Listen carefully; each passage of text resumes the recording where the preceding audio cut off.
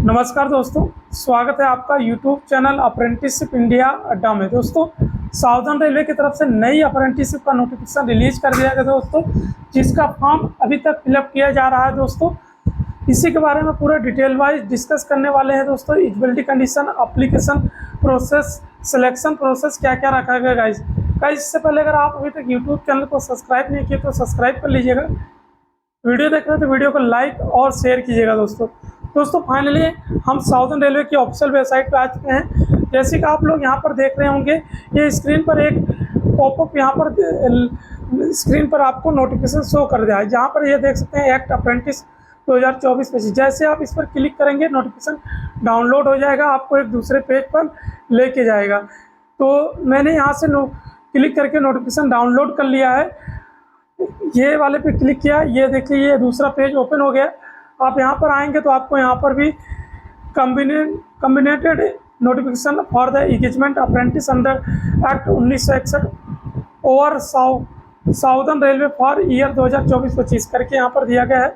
और यहाँ से नोटिफिकेशन डाउनलोड कर सकते हैं, यहाँ से फॉर्म ऑनलाइन कर सकते हैं। इसका फॉर्म स्टार्टिंग डेट 22/7/2024 से स्टार्ट हो चुका है, जिसका फॉर्म फिलअप किया जा रहा है। इसका लास्ट डेट 12/8/2024 रखा गया है। अगर आप अभी तक फॉर्म नहीं अप्लाई किए हैं तो ज़रूर अप्लाई कर लीजिएगा, क्योंकि जो रेलवे से अप्रेंटिसशिप करता है उसको बहुत सारा बेनिफिट, जब रेलवे की भर्ती आरआरसी या आरआरबी के थ्रू लेवल 1 की पोस्ट पर निकलती है तो वहाँ पर आप लोग को 20% कोटा रहता है, प्लस आपको कोई भी फिजिकल नहीं देना होता है, यानी पीटी में भी छूट रहता है। प्लस आप लोग का जो एनसीवीटी का सर्टिफिकेट होता है अप्रेंटिसशिप का, उसका 1/3 वेटेज दिया जाता है, प्लस सीबीटी का आपका 2/3 करके फाइनल मेरिट तैयार किया जाता है। ये सब बेनिफिट आपको रेलवे देता है, तो आप ज़रूर अप्लाई कीजिएगा। यहाँ पर क्लिक करके आप फॉर्म अप्लाई कर सकते हैं। मैंने इस पर क्लिक किया तो ये एक पेज ओपन हो गया। यहाँ से भी आप नोटिफिकेशन डाउनलोड कर सकते हैं, यहाँ से रजिस्टर कर सकते हैं, यहाँ से लॉगिन कर सकते हैं। फॉर्म भरने के लिए आपको पहले यहाँ पर रजिस्टर करना होगा, उसके बाद लॉगिन करना होगा। तो मैंने यहाँ से रजिस्टर पर क्लिक किया तो ये इस तरीके से फॉर्म सेलेक्ट हो जाता है। आप यहाँ पर आपको यूनिट सेलेक्ट होना, जैसे सेंट्रल वर्कशॉप गोल्डन रॉक या कैरिज वर्कशॉप पेरम्बूर या सिग्नल कम्युनिकेशन वर्कशॉप पैदनूम, ये जिसमें से आपको जिस पर अप्लाई करना है उसको आप इस पर क्लिक करके, मैंने सेंट्रल वर्कशॉप गोल्डन रॉकेट पर क्लिक किया तो यहाँ से ऐसे फॉर्म खुल जाएगा। तो आपको यहाँ पर अप्लाई करना है, किस आईटी हैं या फ्रेशर हैं। आप आईटी हैं तो अप्लाई पे कीजिए, उसके बाद आपको डिवीज़न सेलेक्ट करना होगा। यहाँ पर इस डिवीज़न का नाम दिएगा, आप किसी को इससे सिलेक्ट कर सकते हैं। यहाँ से मैंने नोटिफिकेशन डाउनलोड कर लिया है, तो इस पर भी क्लिक करके आप फुल नोटिफिकेशन डाउनलोड कर सकते हैं। यहाँ से मैंने नोटिफिकेशन डाउनलोड कर लिया है। ये रही आपकी डिटेल नोटिफिकेशन, ये वाली। दक्षिण railway, Southern Railway, Central Workshop Personnel Branch पेनूर मलई त्रिपुरी तिरुचर्री, दिनांक 18/7/2024 यहाँ पर मेंशन किया गया है। इसका स्टार्टिंग डेट, लास्ट डेट यहाँ पर दिया गया है। आपकी अप्रेंटिसशिप 2024-25 के लिए निकाली गई है साउदर्न रेलवे की तरफ से। और यहाँ पर देखेंगे टोटल वैकेंसी 2438 है। और यहाँ पर कौन कौन से स्टेट वाले एलिजिबल हैं तो यहाँ पर बताया गया है। आप अगर तमिलनाडु स्टेट से हैं तो आप अप्लाई कर सकते हैं, या यूनियन टेरिटरी पुडुचेरी से हैं तो भी अप्लाई सकते हैं, या स्टेट केरला से हैं तो भी अप्लाई कर सकते हैं, या यूनियन टेरिटरी अंडमान निकोबार लक्षद्वीप और इसलैंड से हैं तो आप अप्लाई कर सकते हैं।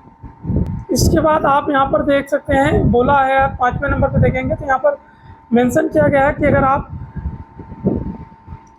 आंध्र प्रदेश में निर्मली, आंध्र प्रदेश के कुछ डिस्ट्रिक्ट का नाम दिया गया है, जिसमें नेमरली, SPSR, ये सब जो दिया गया आप अप्लाई कर सकते हैं। उसके बाद केरला का भी 1 डिस्ट्रिक्ट का नाम दिया गया है, तो आप इसमें जो दिया गया है तो उसमें आप अप्लाई कर सकते हैं। तो दक्षिण कनाडा से है तो इसमें देख सकते हैं। तो ये जो भी एलिजिबल है ज़रूर अप्लाई कीजिएगा। और यहाँ पर ITI नॉन ITI दोनों अप्लाई सकते हैं। यहाँ पर फ्रेशर के लिए बोला है, जो नॉन ITI है वो अप्लाई कर सकते हैं। यहाँ पर सिग्नल कम्युनिकेशन वर्कशॉप कोयम्बटूर में है, फिटर के लिए यहाँ पर 18 पोस्ट है। और कैरिज एंड वैगन पेरम्बूर में है, यहाँ पर फिटर के लिए 26 है, 21 बिल्डर के लिए है, गैस सिलेंडर 47 है, तो अप्लाई कर सकते हैं। उसके बाद यहाँ पर देख सकते हैं रेलवे हॉस्पिटल में है पेरम्बूर में, मेडिकल लाइब्रेरी टेक्नीशियन यानी EMLT के लिए है। EMLT रेडियोलॉजी, पैथोलॉजी, कार्डियोलॉजी यहाँ पर दिया गया है। पहले में रेडियोलॉजी 3 है, पैथोलॉजी का 8 है और कार्डियोलॉजी का यहाँ पर 9 है। टोटल वैकेंसी 20 है। यहाँ पर इस तरीके से नॉन ITI की है, यानी 10वीं 12वीं के लिए है। उसके बाद यहाँ पर यक्स ITI कैटेगरी में है, यहाँ पर ITI के लिए है यहाँ से। तो यहाँ पर total signal and communication Perambur में दिया गया वर्कशॉप में यहाँ पर टोटल वैकेंसी 92 पोस्ट है। और यहाँ पर fitter, machinist, Turner, welder, electrician, electronics machine को वाले अप्लाई कर सकते हैं। जो भी एलिजिबल है जरूर अप्लाई करें। यहाँ पर तिरुवनंतपुरम डिवीज़न है, यहाँ पर टोटल वैकेंसी जो है 145 है। यहाँ पर जो welder, electrician, fitter, electronics mechanic, plumber, diesel mechanic और पेंटर के लिए है, तो अप्लाई कीजिएगा। सेलम डिवीज़न में है, यहाँ पर 7 ट्रेड का मौका दिया गया है। Electrician, Turner, welder, fitter, diesel mechanic, machinist और वायरमैन और कोपा के लिए टोटल यहाँ पर 222 पोस्ट की वैकेंसी है। इसके बाद पलक्कड़ डिवीज़न है, यहाँ पर टोटल 10 ट्रेड वाले एलिजिबल हैं, टोटल 285 है, तो ज़रूर अप्लाई कीजिएगा। जो भी एलिजिबल है देख लीजिएगा। इसके बाद यहाँ पर carriage and wagon workshop Perambur में है, यहाँ पर टोटल 350 पोस्ट है, यहाँ पर 8 ट्रेड वाले एलिजिबल हैं, तो देख लीजिएगा। इसके बाद इलेक्ट्रिकल वर्कशॉप पेरम्बूर में है, यहाँ पर टोटल 5 ट्रेड एलिजिबल है, यहाँ पर 330 पोस्ट है। इसका लोको वर्क्स पेरम्बूर में है, यहाँ पर 228 पोस्ट है, यहाँ पर 4 ट्रेड को मौका दिया गया है। जो भी एलिजिबल है ज़रूर अप्लाई कीजिएगा। इंजीनियरिंग वर्कशॉप आर्कानोम में है, यहाँ पर देखेंगे तो 48 पोस्ट है, यहाँ पर 4 ट्रेड एलिजिबल है। अगला है चेन्नई डिवीज़न पर्सनल ब्रांच में, यहाँ पासा 1 ट्रेड एलिजिबल, टोटल 24 वैकेंसी है। इसके बाद Chennai division electrical rolling stock Arakkonam में है, यहाँ पर देखिए 65 पोस्ट है, यहाँ पर टोटल 5 ट्रेड एलिजिबल है, ज़रूर अप्लाई कीजिएगा। Chennai division electrical rolling stock Avadi में है, यहाँ पर टोटल 65 पोस्ट है, यहाँ पर इलेक्ट्रीशियन भी से 2 ट्रेड एलिजिबल है। जो एलिजिबल है ज़रूर अप्लाई कीजिएगा। यहाँ पर Chennai division electrical rolling stock Tambaram में है, यहाँ पर 55 पोस्ट है, टोटल यहाँ पर 4 ट्रेड को एलिजिबल है, ज़रूर अप्लाई कीजिएगा। जो भी एलिजिबल है। Chennai division electrical rolling stock Royapuram है, यहाँ पर टोटल 30 पोस्ट है, यहाँ पर 4 ट्रेड को मौका दिया गया है, देख लीजिएगा। इसके बाद Chennai division mechanical diesel set में है, 22 पोस्ट है, यहाँ पर 3 ट्रेड है। तो वह Chennai division mechanical carriage and wagon में है, 250 है, यहाँ पर 4 ट्रेड का मौका दिया गया है। उसके बाद चेन्नई डिवीज़न हॉस्पिटल में है, 3 पोस्ट है, पासा के लिए है। इसके बाद सेंट्रल वर्कशॉप पूनमलाई में है, यहाँ पर टोटल 201 पोस्ट है और यहाँ पर 9 ट्रेड एलिजिबल है, ज़रूर अप्लाई कीजिएगा। जो एलिजिबल है। तिरुपल्ली में है, डिवीज़न में है, यहाँ पर 94 पोस्ट है और 5 ट्रेड एलिजिबल है, देख लीजिएगा। जो भी एलिजिबल है ज़रूर अप्लाई कीजिएगा। मदुराई डिवीज़न में है, यहाँ पर 84 पोस्ट है, 5 ट्रेड एलिजिबल है। जो भी एलिजिबल है ज़रूर अप्लाई कीजिएगा। यहाँ पर एज की जो क्राइटेरिया रखा गया है, फ्रेशर के लिए यहाँ पर 15 से 22 ईयर के कैंडिडेट अप्लाई कर सकते हैं और एक्स ITI के लिए 15 से 24 ईयर के कैंडिडेट अप्लाई कर सकते हैं। यानी ITI और DMLT के लिए आपको जो 15 से 24 ईयर के कैंडिडेट अप्लाई कर सकते हैं। यहाँ OBC 5 ईयर और SC ST को OBC को 3 ईयर और SC ST को 5 ईयर और 10 ईयर PWD कैंडिडेट को एज में रिलैक्सेशन मिलने वाला है।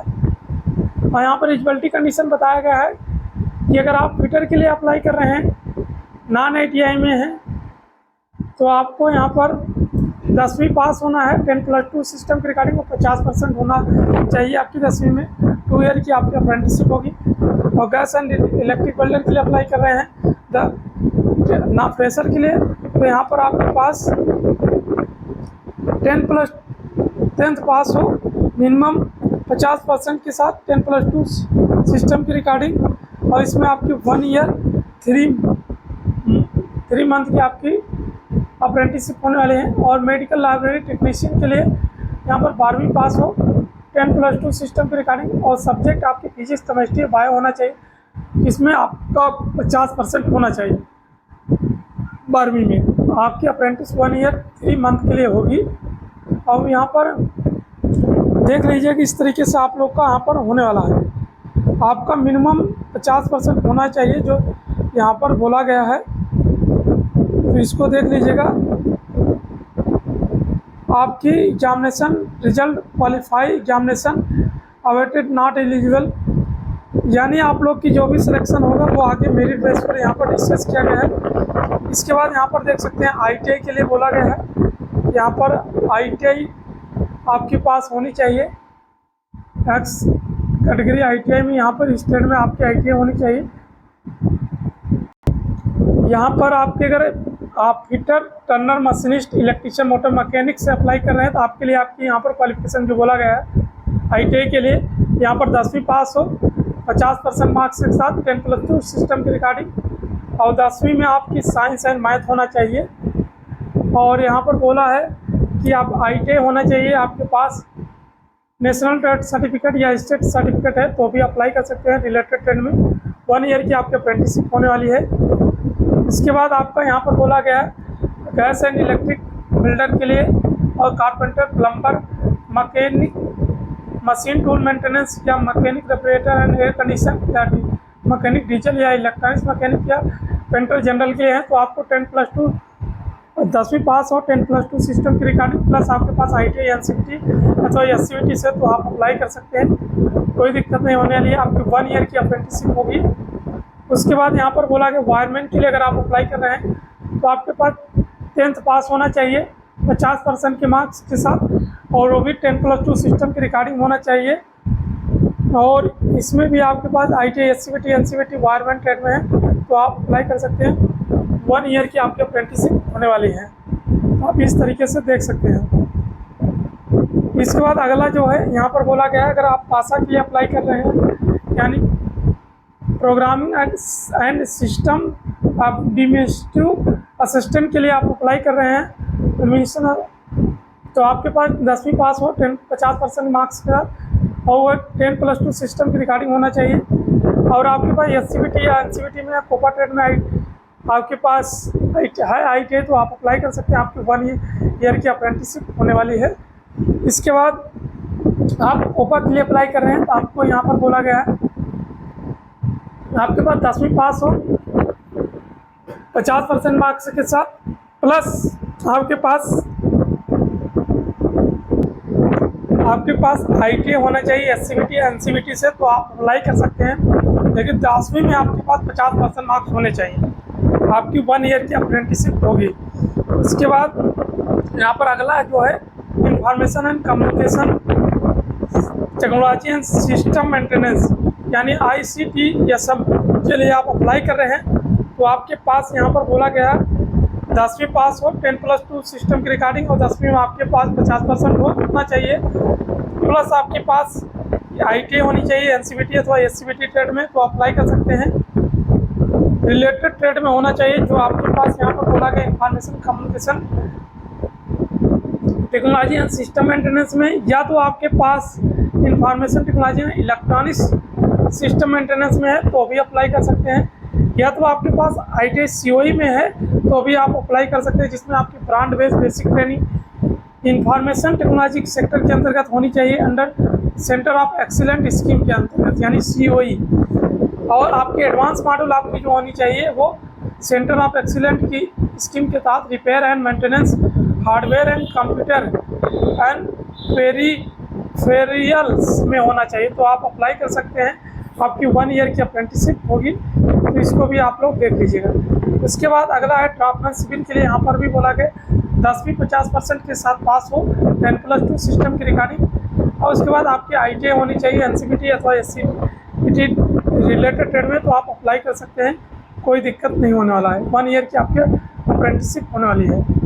उसके बाद यहाँ पर बोला गया है एडवांस वेल्डर के लिए आप अगर अप्लाई कर रहे हैं तो आपके पास 10वीं पास होना चाहिए 10+2 सिस्टम के रिगार्डिंग, और 10वीं में 50% मार्क्स होने चाहिए। ITI NCVT अथवा SCVT से है तो आप अप्लाई कर सकते हैं रिलेटेड ट्रेड में। उसके बाद आपके पास COE ट्रेड में वाले भी हैं तो आप अप्लाई कर सकते हैं, कोई दिक्कत नहीं होने वाला। इसमें basic brand basic training production manufacturing sector में होना चाहिए। Under centre of excellent scheme advance module आपकी सेंटर ऑफ एक्सीलेंट स्कीम में एडवांस वेल्डिंग होनी चाहिए, तो कोई दिक्कत नहीं वाली। एडवांस वेल्डिंग है या तो आपके नॉर्मल CTS में बिल्डर में है तो आप भी अप्लाई कर सकते हैं, 1 ईयर की आपकी अप्रेंटिसशिप होगी। उसके बाद यहाँ पर अगला बोला गया है इंस्ट्रूमेंट मैकेनिक के लिए आप अप्लाई कर रहे हैं तो आपके पास 10वीं पास हो 50% मार्क्स के साथ 10+2 सिस्टम की रिगार्डिंग, प्लस आपके पास ITI होनी चाहिए गवर्नमेंट रिगार्डिंग NCVT अथवा SCVT ट्रेड में, तो अभी आप अप्लाई कर सकते हैं। आपकी 1 ईयर की अप्रेंटिसशिप होगी, रिलेटेड ट्रेड में होना चाहिए। SSA यानी स्टोनोग्राफर एंड सेक्रेटरियल असिस्टेंट में आप अप्लाई कर रहे हैं तो आपके पास क्वालिफिकेशन होना चाहिए 10वीं पास हो 10+2 सिस्टम की रिगार्डिंग, 10वीं में 50% मार्क्स होना चाहिए। ITI आपकी NCVT अथवा SCVT से रिलेटेड ट्रेड में होना चाहिए। स्टोनोग्राफर या सेक्रेटरियल प्रेस्टिक्स में होना चाहिए तो आप अप्लाई कर सकते हैं। आपकी 1 ईयर अप्रेंटिसशिप होगी। मिनिमम आपकी हाई स्कूल में 50% है तभी आप अप्लाई कर सकते हैं, ये चीज़ें देख लीजिएगा। और यहाँ पर PH के लिए भी यहाँ पर रिजर्वेशन दिया गया है तो आप इसको भी देख लीजिएगा। और यहाँ पर आपकी जो 100 रुपीज़ आपकी फ़ीस रखी गई है जो आपको ऑनलाइन माध्यम से पेमेंट करना है, और SC ST प्लस आपको GST भी देना है। और SC ST PWD open candidate के लिए कोई भी फीस नहीं देना है, उनको यहाँ पर फीस में छूट दी गई। और आपकी जो स्टाइपेंड होगी वो इस रूल के अनुसार आपको मिलेगी, जो मिनिस्ट्री ऑफ स्किल डेवलपमेंट है एंड एंटरप्रेन्योरशिप की नोटिस है उसके अनुसार आपको मिलेगी। इसके बाद आपकी यहाँ पर सिलेक्शन जो होगा वो आपकी परसेंटेज मार्क्स पे होगी, 10वीं के में आपकी मेरिट के और प्लस ITI के मेरिट पे एवरेज मेरिट पे होगी, जो कि आपको 50 इक्विवेलेंट मेरिट होगी, दोनों को बराबर दिया जाएगा, जिसमें दोनों को जोड़कर 2 से भाग देने पर जो भी आएगा आपको उसके आधार पर मेरिट बनाई जाएगी। और जो फ्रेशर कैंडिडेट हैं जिनके लिए 10वीं क्वालिफिकेशन रखा है उनके 10वीं के आधार पर भी मेरिट के आधार पर उनकी बनाई जाएगी। फिर भी अगर आपको कोई भी डाउट है तो बेशक कमेंट बॉक्स में मेंशन कीजिएगा, टोटली आपकी हेल्प एंड रिप्लाई की जाएगी। लिंक मैंने डिस्क्रिप्शन बॉक्स में दे दिया है, आप वहां से भी फॉर्म अप्लाई कर सकते हैं। यहाँ पर देख सकते हैं आपको फॉर्मेट दिया गया है OBC के लिए, इस फॉर्मेट को आपको बनवा के लेके जाना है कास्ट सर्टिफिकेट। तो इस तरीके से आपको डिक्लेरेशन भी दिया गया है OBC के लिए, इसको भी देख लीजिएगा। और आपको यहाँ पर EWS के लिए आपको फॉर्मेट दिया है, इस फॉर्मेट में आपकी EWS सर्टिफिकेट होनी चाहिए और मेडिकल फिटनेस सर्टिफिकेट आपको इस फॉर्मेट में होनी चाहिए, जो यहाँ पर बोला गया है, इसको भी देख लीजिएगा। फिर भी अगर आपको कोई भी डाउट है बेशक कमेंट बॉक्स में मेंशन कीजिएगा, टोटली आपकी हेल्प एंड रिप्लाई की जाएगी। और ये PWD के लिए दिए गए सर्टिफिकेट आप इस आधार पर बनाएंगे। धन्यवाद, कीप इन टच।